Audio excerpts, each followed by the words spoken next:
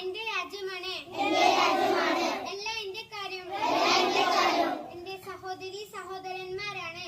സമ്പൂർണവും വൈവിധ്യപൂർണവുമായ അതിന്റെ പാരമ്പര്യത്തിൽ ഞാൻ അഭിമാനം കൊള്ളുന്നു. ഞാൻ മുതിർന്നവരെയും ബഹുമാനിക്കും. ഞാൻ എന്റെ രാജ്യത്തിന്റെയും എന്റെ നാട്ടുകാരുടെയും